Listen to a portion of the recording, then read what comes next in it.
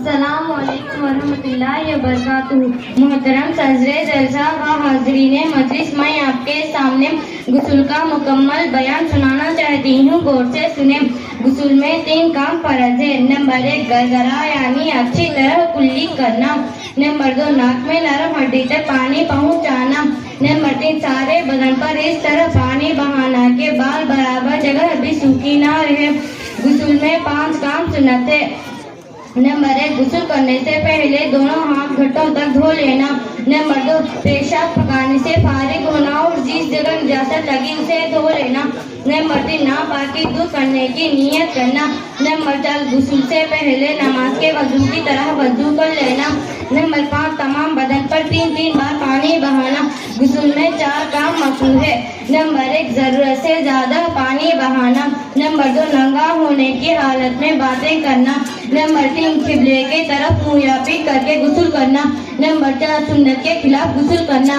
5 موقعوں پر غسل کرنا فرض ہے۔ نمبر 1 ہم بستری کرنے سے۔ نمبر 2 احتلام ہو جانے سے۔ نمبر 3 حیض یعنی ماہواری کا خون بند ہو جانے سے۔ نمبر 4 نفاس یعنی بلواری کا بعد کا خون بند ہو جانے سے۔ نمبر 5 شہوت کے ساتھ منی کے نکلنے سے۔ 4 موقعوں پر غسل کرنا سنت ہے۔ نمبر 1 جمعے کے لیے نماز کے لیے غسل کرنا سنت ہے۔ نمبر 2 دونوں عیدوں کی نماز کے لیے غسل کرنا سنت ہے۔ نمبر 3 حج یا عمرہ کا احرام باندھنے کے لیے غسل کرنا۔ نمبر 4 عرفات میں ٹہلنے کے لیے غسل کرنا۔ 8 موقعوں پر غسل کرنا مستحب ہے۔ نمبر 1 شب برات میں غسل کرنا۔ نمبر 2 9 ذی الحجہ کی رات غسل کرنا۔ نمبر 3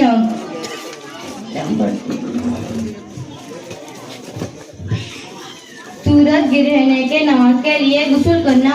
نمبر 4 چاند گرہنے کے نماز کے لیے غسل کرنا۔ نمبر 5 استسقاء کی نماز کے لیے غسل کرنا۔ نمبر 6 مکہ یا مدینہ میں داخل ہونے کے لیے غسل کرنا۔ نمبر 7 میت کو غسل دینے کے بعد غسل کر لینا۔ نمبر 7 کافر کا اسلام قبول کرنے کے بعد غسل کر لینا۔ اللہ ہم سب کو یہ ضروری باتیں یاد کرنے، یاد رکھنے اور عمل کرنے کی توفیق عطا فرمائے، آمین۔ وما علینا الا البلاغ۔ السلام علیکم ورحمۃ اللہ وبرکاتہ۔